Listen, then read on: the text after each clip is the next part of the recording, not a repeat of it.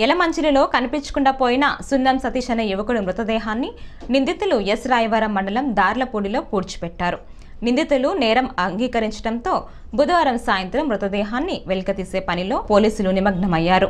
Yalamanchili town CI Gafoor, తహసీల్దార్ జయలక్ష్మి ఆధ్వర్యంలో మృతదేహాన్ని వెలికితీసి శవ పంచనామా చేసి కేసు నమోదు చేసి దర్యాప్తు చేస్తున్నామన్నారు. నమస్తే అండి. యలమంచిలి పట్టణంలో సున్నం సతీష్ అనే వ్యక్తి బంగారం పని చేస్తూ ఉంటాడు. ఆయన గత 1వ తారీఖు నుంచి కనిపించలేదని మనకి మిస్సింగ్ కేసు ఫ్యామిలీ మెంబర్స్ ద్వారా 2వ తారీఖున మనకి రిపోర్ట్ రావడం జరిగింది. దాని మీద మేము మిస్సింగ్ కేసు రిజిస్టర్ చేసి దర్యాప్తు చేపట్టాం.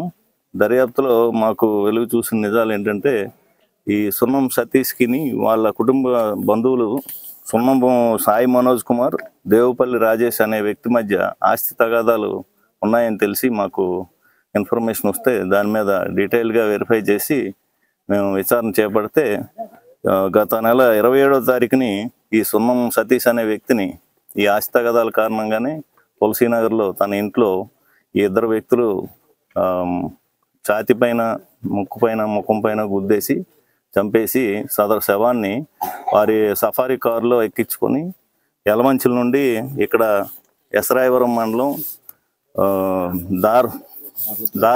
దార్లపూడి విలేజ్లో ఇక్కడ పోలవరం కాలువ దగ్గర పాతిపెట్టినట్లుగా మాకు వాళ్ళు నేరం అంగీకరించారు. దాని మీద ఇక్కడ తహసీల్దార్ ఎస్ రాయవరం వారితో వచ్చి ఇక్కడ శవ పంచనామా చేసి బాడీని ట్రేస్ చేయడం జరిగింది. ఇప్పుడు పోస్ట్ మార్టం కూడా నిర్వహిస్తున్నాం. ముద్దాయిల్ని అదుపులోకి తీసుకున్నాం. ఇంకా దీని మీద లోతైన దర్యాప్తు జరిపి ఈ కేసుని ఫైనలైజ్ చేస్తాం. అన్ని వివరాలు కూడా వెరిఫై చేస్తామండి. ఇంకా ఫోన్ డీటెయిల్స్, సీసీ కెమెరాస్ అన్నీ కూడా చెక్ చేస్తాం. ఇంకేమైనా డీటెయిల్స్, క్లూస్ దొరికితే దాని తదనంగా మనం కేసు దర్యాప్తు సాగిస్తాం.